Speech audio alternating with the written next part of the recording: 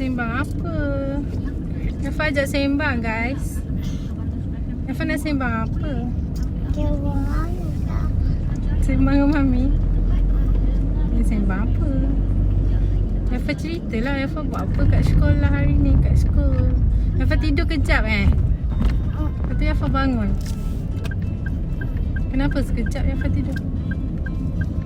Tak tidur lama. Satu Mami datang. Oh, pas Mami datang. Kat bawah. Mami datang ambil Yafa tak boleh tidur lama. Yelah, ada Yafa kata nak pergi hospital tengok kakak.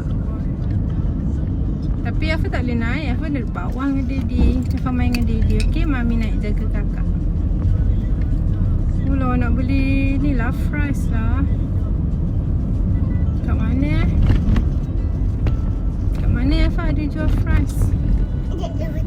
Yafa cek. Apa?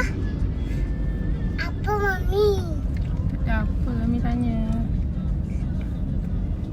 Nak beli apa ni?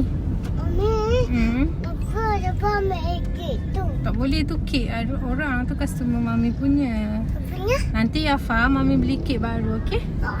Yafa nak kek apa? Duduk elok sini jatuh. Kek Monadi. Hah? Kek Monadi. Ha? Kek Monadi. Kek Monadi? What is that? Apa tu? Kek apa tu? Kek rainbow ke kek apa? Tak faham lah Mami. Macam mana ayah makan? Semalam bila pula kita makan semalam? Kita dah lama lah tak makan kek. Yafa ada beli kek ke semalam? Dengan siapa? Tapi Yafa takut. Mami takut juga. Mami takut. Kuromi besar tu kan? Kakak? Kakak tak takut. Kakak berani. Boleh ambil gambar kat situ. Lepas tu Yafa jalan ke Yafa dukung ayah? Dukung ayah. Yafa dukung ayah ke ayah dukung Yafa? Pandai. Boleh bezakan.